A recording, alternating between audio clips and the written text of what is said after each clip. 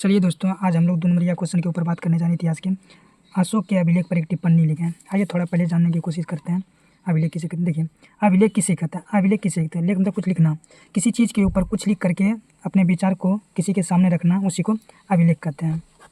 तो अशोक जो अपना अभिलेख लिखवाते थे, किसी पत्थर पर, बड़े बड़े जो पत्थर होते थे, इस पर कुछ किसी के माध्यम से लिखवा करके जनता के सामने रखते थे अपने विचार को। ये सब के बारे में, अभिलेख के बारे में इतिहास में जब खोज हुआ अभिलेख के बारे में, तब अशोक के बारे में पता चला कि जो उसका अभिलेख था सबसे ज़्यादा सीमांत क्षेत्रों में मिला है। जहाँ सीमांत क्षेत्र मतलब कि अशोक के जितना बड़ा साम्राज्य था उसके इस बॉर्डर पर बहुत सारे अभिलेख मिला है अशोक के। इससे अनुमान लगाया जाता है कि यहाँ तक इनकी सीमा थी। और अशोक के अभिलेख पर बौद्ध धर्म का भी बहुत बड़ा प्रभाव देखने को मिलता है, यानी उनके अभिलेख के ऊपर बौद्ध धर्म का भी प्रभाव था। अभिलेख के बारे में उनके जीवन, उनके सामाजिक जीवन, उनके रीति रिवाज के बारे में भी जानकारी मिलते हैं। आइए देखते हैं कोशिश करते हैं।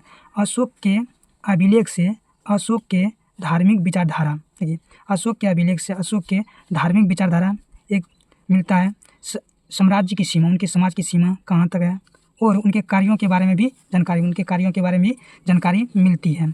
किससे? अभिलेख से ये सब पता चलता है। अशोक के ज़्यादातर अभिलेख प्राकृतिक भाषा में है। अशोक के ज़्यादातर अभिलेख किस भाषा में? प्राकृतिक भाषा में है। अशोक के ज़्यादातर अभिलेख किस भाषा में? प्राकृतिक भाषा में लिखे गए हैं। और अभी तक जो भारत में खोज हुआ 33 से ज़्यादा अभिलेख प्राप्त भी हुए हैं। अशोक के कितने अभिलेख अभी तक प्राप्त हुए हैं? 33 से ज़्यादा अभिलेख प्राप्त हो गए हैं।